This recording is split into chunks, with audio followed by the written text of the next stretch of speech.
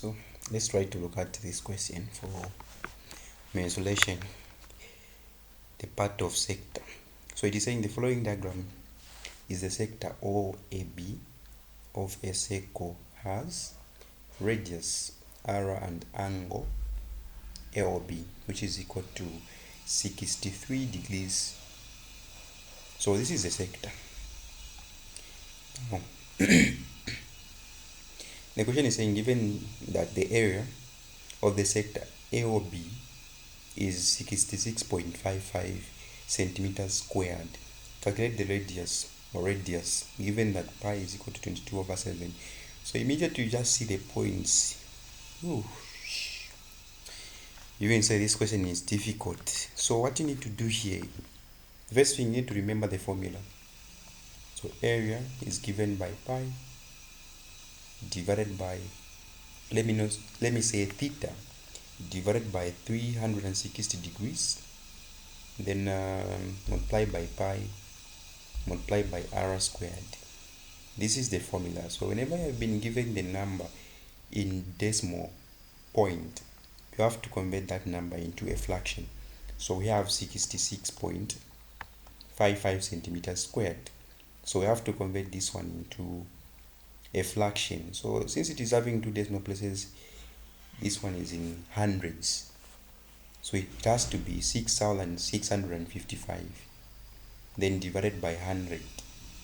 So this is what you are supposed to do to convert this into a fraction. So we have this one as our area. So I can put it here. 6,655, then divided by, we have 100 here. We also have theta. In this case, the theta is 63 degrees, then divided by 360. So this one is just part of the formula. Then multiply by pi. So in this case, the question was saying we need to take pi as 22/7. So we have 22, then over 7, then multiply by r squared. So we are looking for the radius here. So what I'm going to do, I'm going to cross multiply for the multiplication. So I'm just going to write the numbers the way they are. That's all.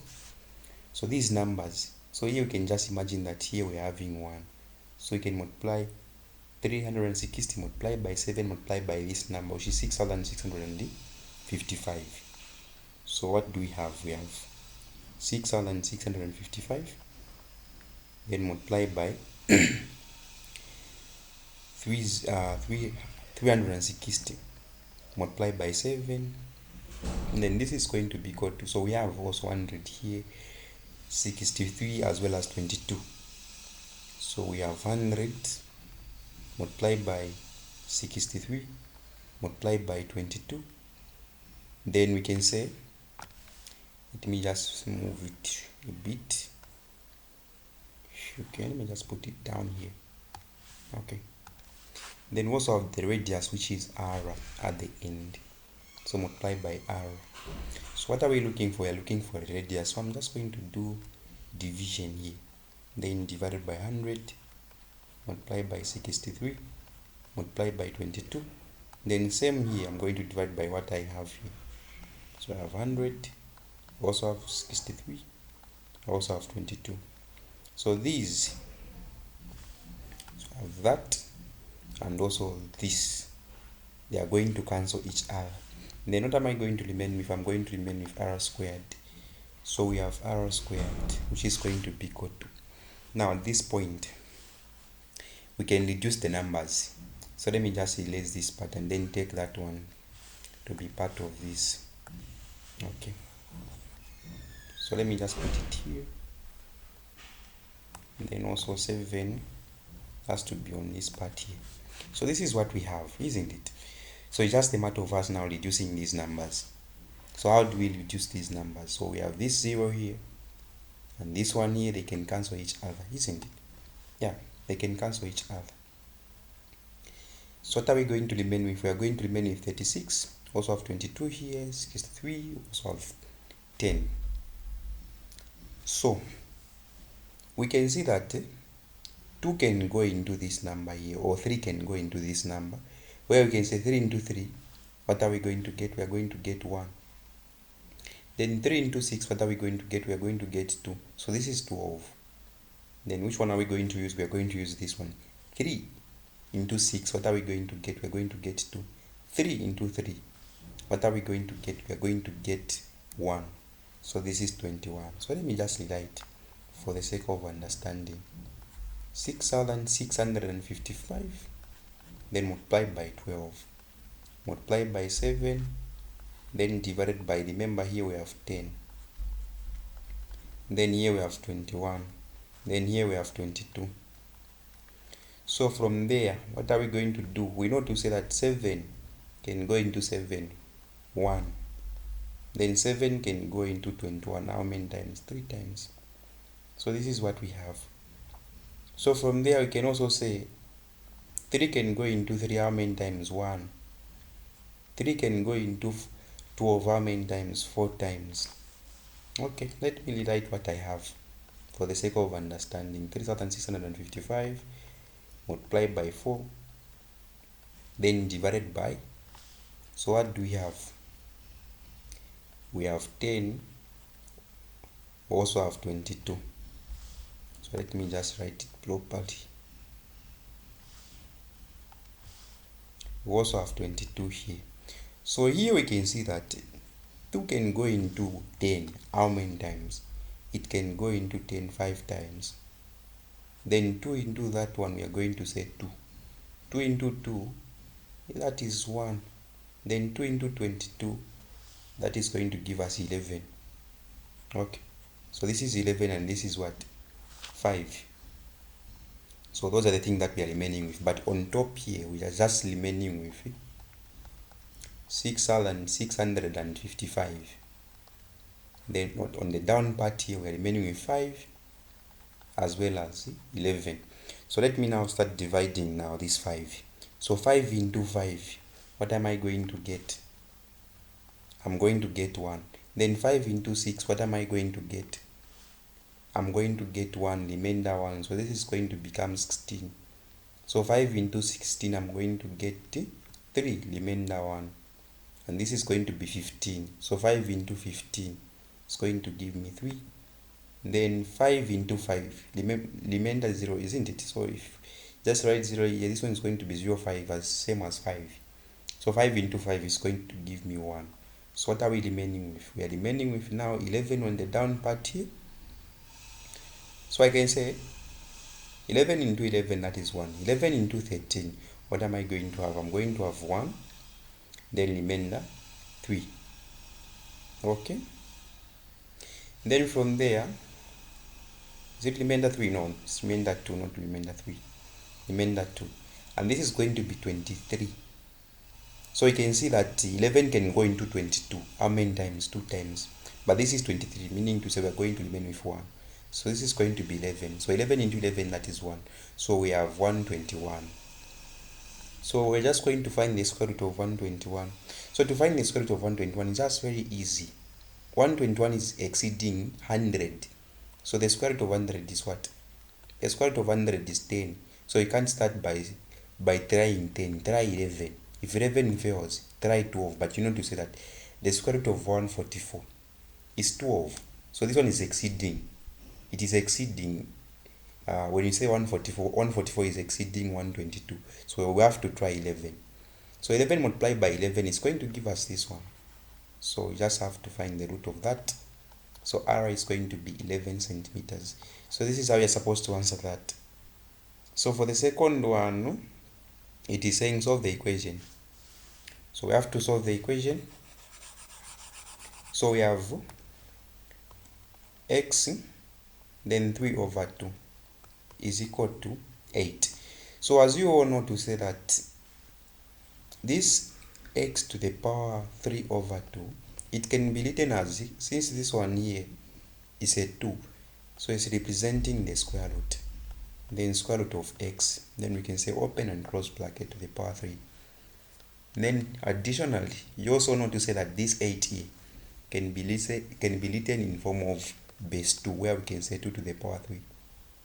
Because we know to say that 2 multiplied by 2 multiplied by 2 is going to give us 8. That's the reason why I'm writing it like this. So that is what we have, isn't it? So what I'm going to do here is this. We have this part here, okay, this one here. Let me just bring it here. Then we also have this part here. So I've expressed these now into a standard form. So we can see that these, they can be cancelled, isn't it? These, they can be cancelled. So what are we going to remain with? We're going to remain with the square root of x, which is going to be equal to 2. So from there, what do? You introduce half to both sides. Power half to both sides. So this one and this, they are going to cancel each other. So we're going to remain with x, which is going to be equal to 2, 1 over 2. So now 2, 1 over 2, do you know what 2, 1 over 2 is? 2, 1 over 2 is same as 1 then over 4. Because you know to say that 2 to the power 2 is what? Is 4. That's the reason why we're having something like this. So this one is going to be our final answer. So that is the way you're supposed to answer that question, or this question. Okay, so the next one is saying the following is the graph of y, which is equal to negative x to the power 2 plus 2 of x minus 11. So the graph cuts the x-axis at a and b. So this is the x-axis, specifically the positive x-axis, and this is the negative x-axis, meaning to say these values that we need to find here, there has to be positives. So if we say x is equal to positive 2 and x is equal to positive 5, those are the possible values, but I'm not saying these are actual values. There is no way you can find x being equal to negative 1 here, or any negative, meaning to say your solution is wrong. So the first question is saying find the coordinates of the points a and b. So you know to say that in the x-axis y is equal to 0, so the coordinates has to be in form of x comma 0, then even here x comma 0. So what we are finding here now are x values. We know to say y is equal to 0 in the x-axis. So let's start. So we are going to say, since y is equal to 0 in the x-axis, we can just put 0 here. And then we solve the equation for x. I think I can use this space here. So we are going to say 0, which is going to be equal to negative x squared, then plus 2 of x minus 11. So finding the product is positive 11. Finding the sum, it is 12. So this is our sum. The product you need to multiply the value of a and the value of c. Then the factors, what are the factors?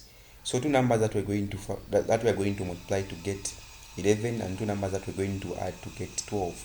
That is 11 and 1. Or you can say 11x comma x, which is 1 also. These are just the same. Okay, so from there we can do now the needful here. So we have x to the power 2, so we replace with the factors that we have. Then x plus 11, x minus 11, and this is going to be equal to 0. So what is common here is negative x. And then what are we going to remain with? That is x. Then since I've factored out negative, so meaning here this one, it has to be negative 1, so that when we multiply we are going to get what we have here. What is common here? It is 11. Then what are we going to remain with? That is x, and then here it is negative 1. Then it is equal to 0. Since these are the same, you can just say this is going to give us 2. So if I solve this one for x, it's going to give me positive 1. So as you can see, we are getting the positive value. What about the next one? We have this one, which is equal to 0. So if this goes to the other side, it's going to be negative. But remember, this is negative x, and this is going to be negative 11. So therefore, x is going to be equal to 11, which is positive 11. This is because these, they are going to cancel each other. You can divide by negative 1. So these are the values that we have. Now, which one is the value of a and which one is the value of? So as you can see, this value here is closer to 0, and this one is far away from 0. So this one, it has to be 11, and this one, it has to be 1. So in terms of the coordinates, A, it has to be 1, 0, then B, it has to be 11, 0. So this is the way you're supposed to write the coordinates. So you can say A is this one and B is this one. Then the last one, we need to find the maximum value of Y. So there are two things here. We have what we call the turning point as well as the maximum value of Y. So if you are finding the maximum value of Y, what are you supposed to do? Let me just teach you this part. X is equal to B over A. We also have Y being equal to 4C, then plus B squared, then divided by something like 4B, so something like this. I'm not sure, but we can go through that one also.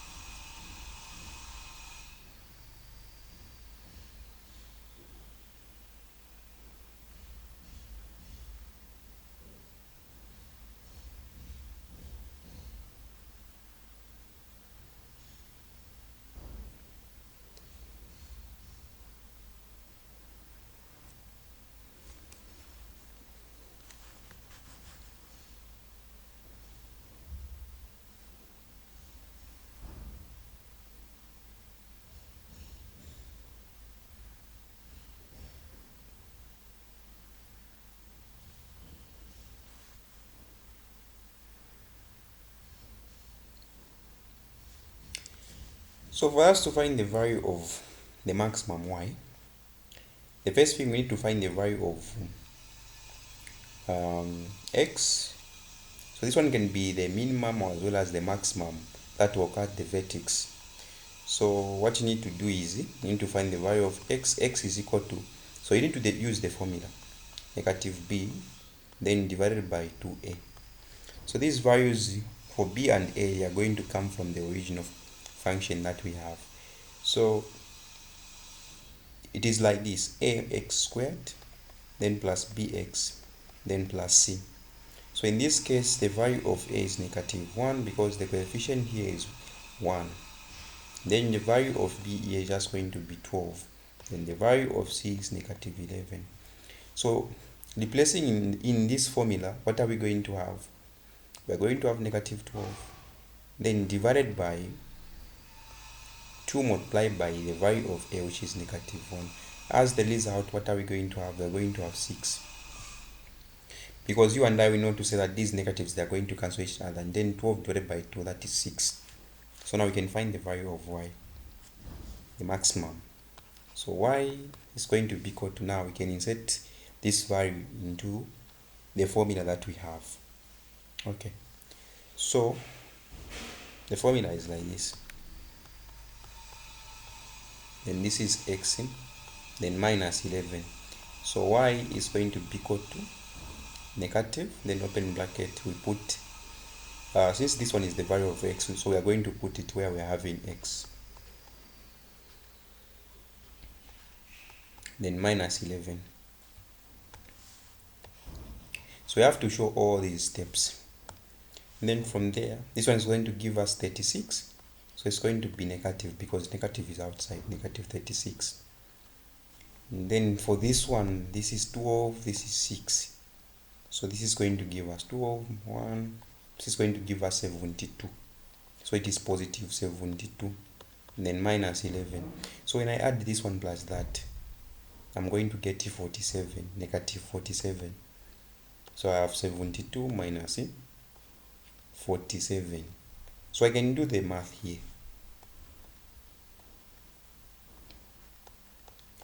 So what are we going to have? So this is 6, this is 12. So 12 minus 5, that is, let me say 12 minus 7, that is 5. Then 6 minus 4, that is 2. So we're going to get 25. So y is going to be equal to 25. Let me say 25, yes. So this is going to be our final answer. So thank you very much for watching, and remember to subscribe for more videos.